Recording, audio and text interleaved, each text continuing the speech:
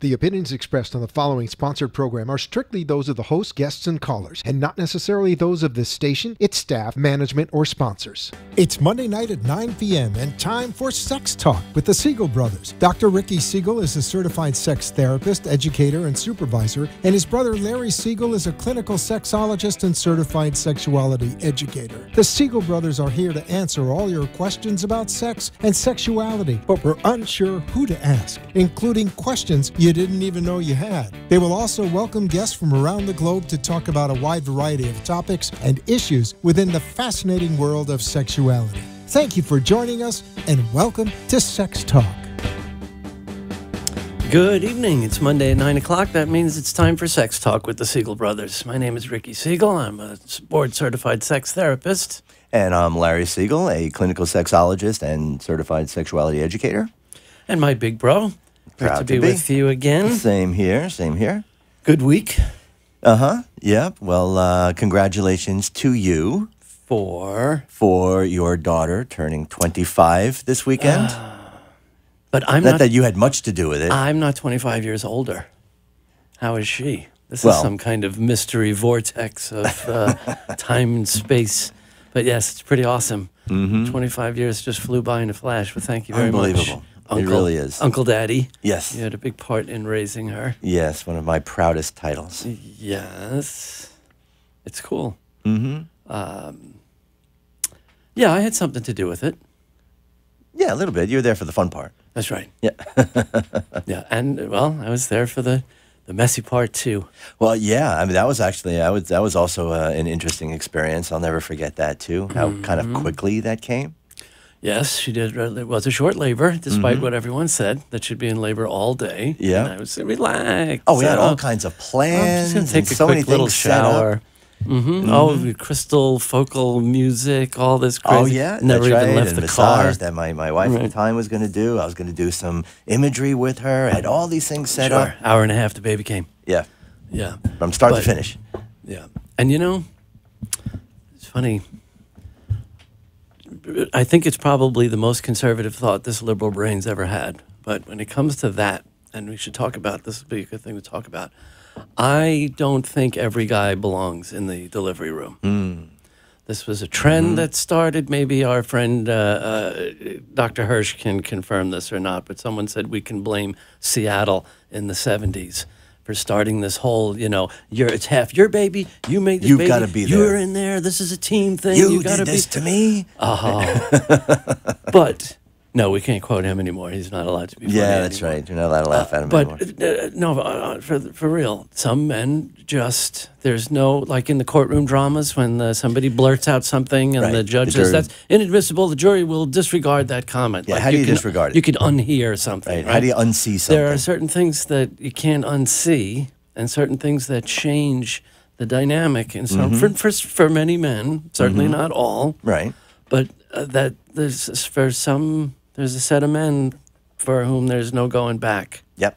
Yeah, we deal with that a lot. Of course, we rail against these kind of masculine cliches and stereotypes, but you look at that kind of, the epitome of Freud's Madonna whore dilemma, the classic Tony Soprano wise guy stereotype, right? All married with kids, but as soon as the kids are born, the wife, it just seals up again like she's the virgin, holy virgin again. You hear the vagina seals up to the sound of a choir of angels, and then sex with the wife. No. That's why you have to have a gumar. You needed a side piece. Well, especially for certain kinds of sex. For fun, for a fun time. Right. So there's the girl you marry. Because that's the girl, that's the mouth marry, that kisses my children goodnight. Right? That great line from Robert De Niro in Analyze This. What, sex with my wife? That's the mouth that kisses my kids goodnight. That's a mentality that a lot of guys really need to get over. All the way back to Freud. There's not two kinds of women. There's not women that you have real relationships with and get married and have kids and then just first have nothing to look forward to but a sexless, miserable future, and girls you have fun with. That's why affairs are so rampant. Sure, and that's why, we have to, people get so, there's people who, even the language we use in therapy, right? What words other than cheater and cheated on? And look how biased that makes the whole setup. if a couple comes in after an affair. Well, she's the cheater or he's the cheater, whoever, right? The whole concept of infidelity. Yeah, the therapist automatically aligns with the cheated on, and like Marty Klein says, who owns the relationship after an affair. Right. And sometimes at the mere suggestion that the cheated on has some role to play in the relationship dynamic that led to this infuriates people. Oh, of course, because they see it as blaming the victim. Yeah. I mean, how many times? I mean, I go to great saying pains. if I didn't have sex enough with my husband, he wouldn't have cheated on me. There's a start. There's a starting point for a discussion right there. Or maybe just the way you're talking about sex in a relationship might be a starting point. Well, but see, now this is, and again, you know, kind of veered away from the men in the living room thing. But I think on this point as well, I mean, I almost hurt myself sometimes trying to qualify and be very clear that I'm not blaming the victim. I'm not assigning fault Why are we to calling anybody. you a victim? But you cannot be in a relationship and not have at least a responsibility or a contribution to the dynamic of that relationship. Right. And if there's a partner that is stepping out, and again, that cheating or being disloyal, you know, the infidelity, sure, they're the ones doing that. But the partner has to look at what contribution did they make to set that up. Yeah, there's one person's issues in their world and their baggage they bring to a relationship, and the other person, this is the classic imago stuff. Then there's that thing in between. And what they share in between, you know, can be a beautifully tended garden or a dump, a garbage dump, metaphorically speaking. So, yeah, you know, there's always reasons. Both people have a story to tell. But, you know, to bring it back, there is a certain kind of sexual intimacy that takes work. It's not just magic and automatic that if we love each other enough, that's all we need. No, that's not. No. That's not all you need. You should want me. You should know what I'm thinking. Look, these guys. I never look at any other woman. Why do we just accept that lie? Yeah, and that's all that is. That is such a lie. No, honey. No, I always fantasize about you when I'm self. That's like people say, I don't see color. Really? Then you're blind. Yeah, really. It's not a matter of do I see it or not. Lies we just accept. Yeah. Right. I had a patient once. This couple. This one was so neurotic and insecure that the guy just stopped looking up. I mean, he was having serious like neck problems and chiropractic issues because he never looked up from the floor.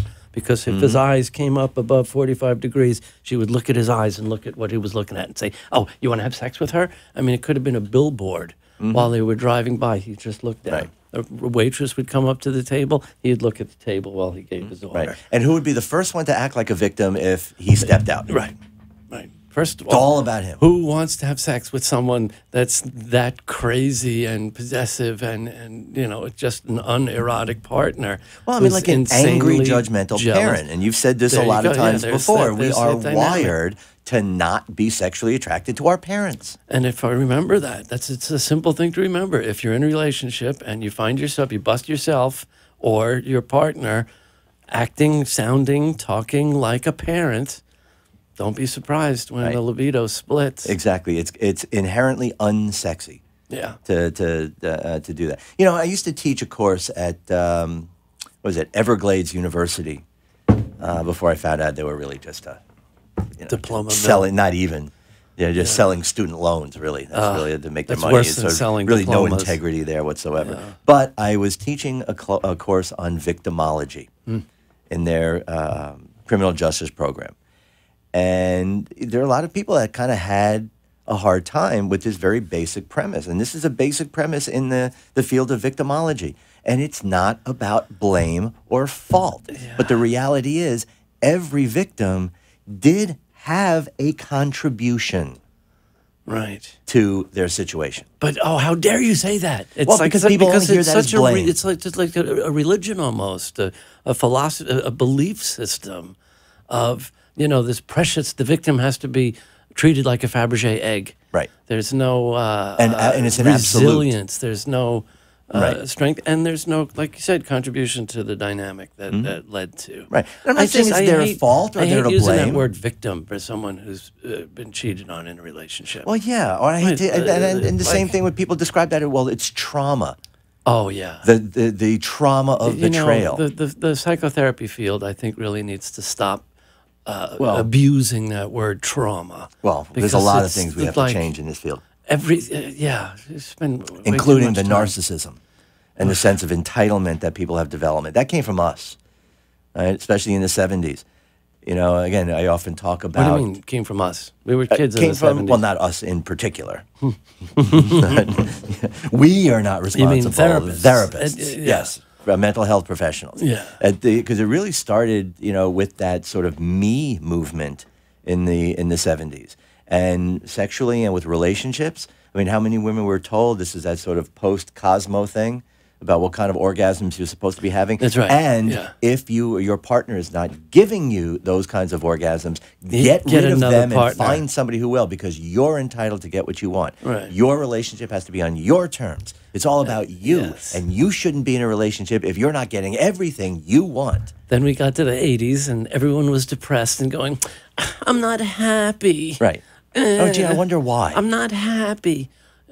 Right. Therapists sit there with their poker face, and they really just want to go, shut up, stop whining. But let's keep going. But no, see, a lot of therapists indulge that. A lot of therapists indulge that. Oh, I can understand you're not happy. You deserve to be happy. You have a right to be happy. You should be happy.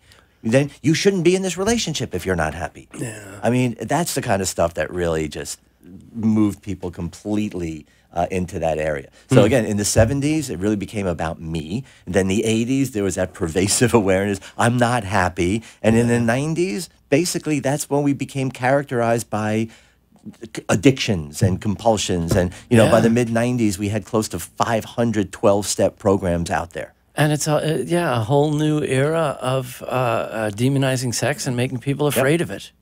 That sex is something to fear, it's something dangerous. Right. How many of these people that say sex addiction is deadly? Like, really?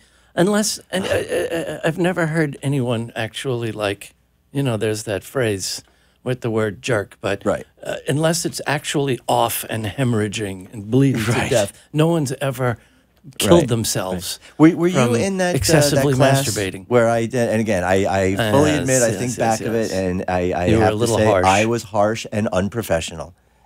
But I felt it had to be done. Yeah, you can't sit quiet sometimes. No, when somebody is sitting there, another professional. People die from this disease. Porn is just as dangerous as crack, and people die from it. I had to tell him to shut up. Yeah, I had to tell him to stop it. You can't say that. Yeah. That's just awful. And if you're watching porn on a large screen TV and it falls off the wall and crushes your head, then sure. Porn killed him. Right. But no, actually, porn didn't kill him. Yeah. It was poor setup. No, it's bad screws. He got really screwed. And this kind of political climate just really fans the flames. It just really makes these kinds of pseudo diseases that much more popular. Well, sex addiction is like as big an epidemic as the opioid crisis. Let's go ahead and bring this up. 3 years ago, nobody ever heard the word opioid before. Right. And we're going to hear more with the sex addiction stuff because the people in that industry really just got a kind of a little bump. Oh, you mean our Justice Department? No. I'm talking about the World Health Organization. The ICD-11? Yeah. Again, oh my God, I almost said fake news. It's real fake news because they're taking something. Or fake real news. They're taking something. Yes, the International Code of Disease, the new edition, is recognizing sexual compulsive disorder, but it's not a psychosexual disorder or a sexual dysfunction. It's an impulse. It's an impulse compulsivity, kind of like well, it's under impulse control disorder, like gambling addiction, which is really the only time addiction is mentioned, I think, in the DSM, the American classification system. So, of course, the sex addiction industry, like they've been doing for the last 30-plus years, goes, see? They finally caught up to us. They finally know what we've known all along. And no, nobody's saying anything. Nobody's saying, we finally have to admit that sex addiction is real. No. No, they're talking about people who have out of control or sexual problems that feel out of control, right? Remember my favorite joke on this subject? Right. The doctor tells the patient, you have to stop masturbating. Patient says, why, doc? Doctor says, so I can examine you. So unless you walk in the door and the patient is actually in the middle of, help me, I can't stop, then it just feels out of control. And short of, frontal temporal and bilateral temporal lobe, actually real organic brain injuries or brain damage, it's never out of control. 90-year-old but I like that Parkinson's characterization. patients. It may feel out of control. But we know that most of the time when people say, I don't want to stop, I can't stop, they mean I don't want to stop, or afraid of what happened if they do. Or just so racked with guilt from a religious message or fear of what others would think, family members, partners, wives, because this is one of these, in the addiction world, before sex addiction, it was, all the philosophy was it's a family disease. Alcoholism is a family disease. Affects whole family has to be involved. Now that same model applies.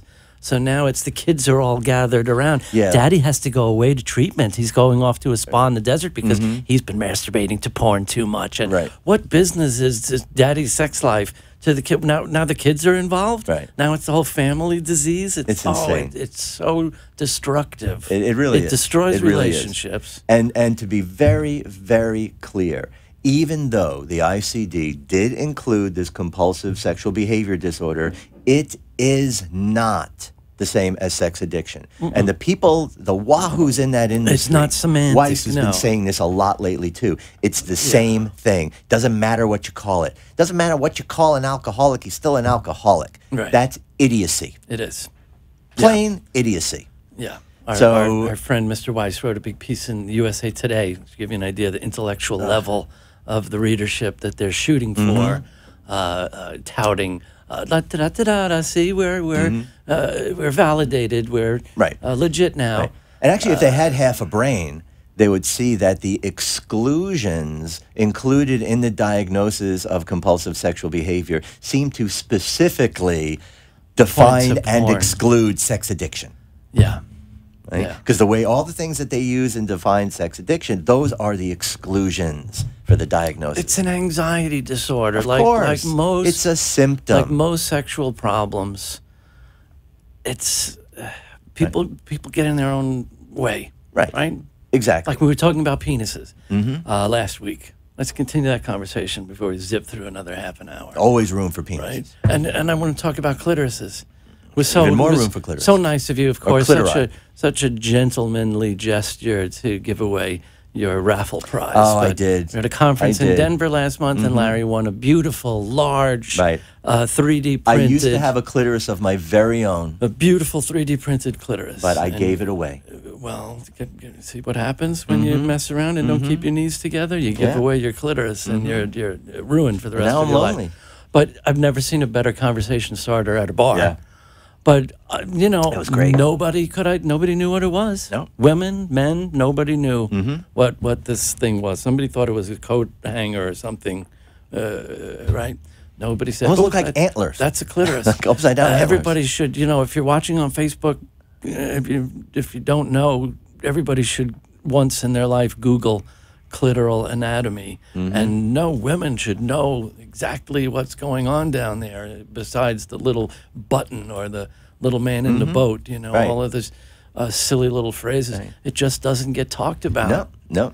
And again, a lot of women that don't know their own anatomy either, knowing how even women that may have discovered or have a sensitive area referred to as a G-spot, don't realize the coordination of that with their clitoris and how that actually is. There's a lot part of their clitoris. A lot of mythology there too, and we know from the proverbial horse's mouth because we happen to be fortunate enough to know and be on the good side.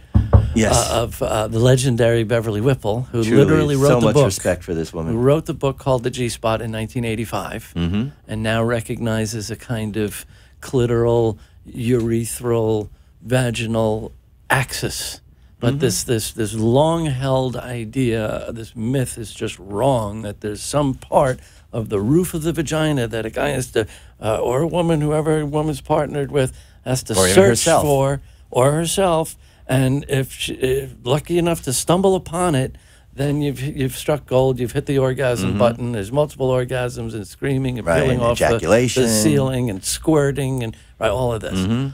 One has to consider if you're pushing up from underneath the top of the vagina, what else? What's above there? Right, what's sitting up there that that's you're being actually pressing stimulated against? through the wall of the vagina. Right. The vagina itself is relatively inert. It's kind of like a sleeve if you think about it. Right. There's certainly no. This has been, you can see this medically from a urogynecologist, like when they do autopsies. If you remove the vagina from a cadaver and basically zip it up, it's just a little rectangle of tissue. Right? It's like cutting open a paper towel tube. It's a flat square, and you can't look at it and go, oh, there's the G spot. There's no discernible bump or nothing. Right. Well, that became the conversation with what else? The legs of the clitoris that are straddling the vagina with big bulbs of their own are being stimulated from underneath. Right. The urethra and all those glands around it Right. are being Paraurethral stimulated glands. from underneath. There's so much going on in there Well, that again, women and men don't know about. The And they clitoris wonder has why roots. so much there's so much unsatisfying sex. Right, exactly. So again, Guys that should whole think, idea instead of being obsessed with their penis size and having it big enough and last long enough and getting it in there and moving it back and forth until the magic happens, guys should think more like women and how would they want to be pleasured. And they should think more, I posted this on Facebook after last week's show, the hint, right? Think less vagina and more clitoris. And think about using the penis as a sex toy. We've got a sex toy attached to us instead of just this rush to penetrate. Right? Guys need to be other-centered lovers and stop obsessing about the performance and absolutely. their penis Absolutely. as piston. Right, and let me add to what you just said as well. That even that focus more on clitoris than vagina, but it's also really important that regardless of what body part a partner may be focusing on, also have to remember that it's not a body part, it's part of a person. That's right. And there are processes, and there are experiences, They're and there are connected to perspectives brains. that are all attached to that body part. Right? And it's got to be a total experience. And this is where I think men and women do differ, and why very often same-sex partners have an edge, as it were. Because they know what it feels like. we are more body centric as opposed to whole person centric. So for men to approach women and pleasure them in the way they like to be pleasured, it's an automatic disconnect. Right? It's an automatic disconnect. Yeah. So it's about really thinking differently, approaching it differently. Men have to approach women, as whole people with all of this stuff going on, not just a body part that is or isn't responding to what I'm doing. Right. Yeah, and women too need to change the pervasive attitudes that a guy's erection is a barometer of how attracted he is or how into it he is, because that starts this catastrophizing too. Exactly. A guy's obsessing about his erection, and if it starts to lag a little bit and his partner starts freaking out, oh my God, he's not attracted to me. Now they're both in this spinny crisis. They're both in their head instead of in that erotic space they're supposed to be sharing. And big surprise, there's failure. Right. And disappointment, right, and embarrassment. And let me normalize that. I know I did once before, but I want to normalize that idea that with prolonged stimulation, with prolonged pleasure, it's very common for a guy to lose his erection. Yeah, they go up, they come down, exactly, they go down, again, they come back up. An erection is about penetration, and if pleasure and let's say penile stimulation is being prolonged, there's feedback into the body saying, you know what, this is what we're doing right now, so don't need an erection. Yeah. Right? And it's a surprise for a lot of guys. That, again, it kicks off the insecurity and all that self-talk and the performance anxiety. But really, they're partners. And it can be very surprising. Like, why did you stop? Right? And I think the penis and the clitoris are very similar in that with prolonged pleasure, even as that pleasure is building, there's a tendency to kind of lose that tumescence or that hardness. Again, guys are often surprised, especially if they're performing oral sex on a woman, that there is what I call this retraction reaction. Sure. That right before orgasm, it's almost like a slingshot. I describe it that way. Like, you have to pull it back before you get that release. That the clitoris that seems to be getting more and more prominent, it's getting harder, it's pushing out even more and more, and then all of a sudden it like disappears. It kind of pulls back in. It's like, where to go? And that's when, often guys will stop. Because it's like, it's confusing. Where to go? I just had it. It was right there. Right? I found that little man in the boat, and where to go? Yeah. And we don't know what normal physical sexual responses really are. We don't know how the body works. If the penis gets hard, it's supposed to stay hard. If the clitoris becomes erect and a woman becomes wet, it's supposed to stay erect. She's supposed to stay wet. That's another one. Yes, wetness too. It's like that's the equivalent to a guy's erection. Mm-hmm. Oh my God, she's not wet. What's wrong? Right. How about a jar of KY? Right? It's so exactly right. Or especially over time. Yeah. Right? You stop enjoying. You don't enjoy it anymore. No, I've been wet all this time, and now I dried out. Yeah. That's how it works. That's how it works. It's this infinite supply of. Right. So, I mean, it's so amazing. And again, when you look at the impact and the implications of not teaching children about their bodies, not teaching people how this stuff works, all the sexual stuff and the sexual parts of our bodies, we kind of go right over that. Mm-hmm. Just pass it by, ignore it. Like girls don't have any important parts on the outside. Just ovaries and uteruses and things like that. Mm-hmm. Nothing to on the see outside. here. No, we're like Barbie and Ken dolls. Yeah. Right? And we know every one of you out there has looked. And no, we are not like that. If any psychotherapists or sexual professionals are listening or will be listening later, archived on YouTube, of course, we always encourage you to consider adding sexual health knowledge and sex therapy skills to your repertoire. Mm-hmm. If you work with individuals or couples, sexuality is critically important, obviously. So I like to give a plug to our training institute, Modern Sex Therapy Institutes. Very proud to partner with West Palm Beach psychologist Rachel Needle.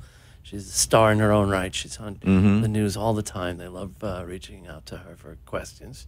And we train all over the country. We train psychotherapists and physicians and nurse practitioners and physical therapists how to deal with these important parts of their patients' problems and lives and relationships. It's sex is life, and it's a quality of life issue and can't be ignored. And it's also a learned skill, and it's also learned information. I don't care how old you are. I don't care how much sex you have had in your personal life. I don't care how many people you've talked to about sex. If you didn't actually take the time to learn it, you don't know as much as you think you do. Right. And that, I think, is the only area that people just take for granted.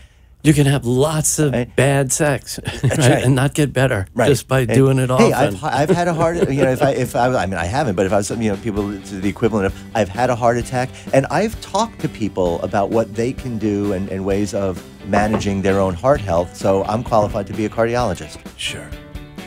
Well, send us your questions to the Facebook page, Sex Talk with the Siegel Brothers, or you can jot down this number if you want to call in next week, 888-565-1470. We will be here next Monday and every Monday at 9 o'clock. Thanks for joining us this evening. Yeah, join the conversation. And send in questions that you think we may not be able to answer. If you're on Facebook, hit those likes and shares. We need to spread the word.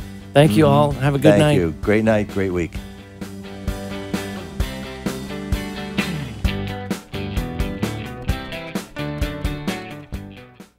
You've been listening to Sex Talk with the Siegel Brothers. Join us every Monday night at 9 p.m. on WNN, 1470 AM and 95.3 FM. Or watch live streaming video at AMP2 TV Productions on Facebook, or look for the shows on YouTube. Thanks for tuning in, and we hope you'll join us again next week. The opinions expressed on the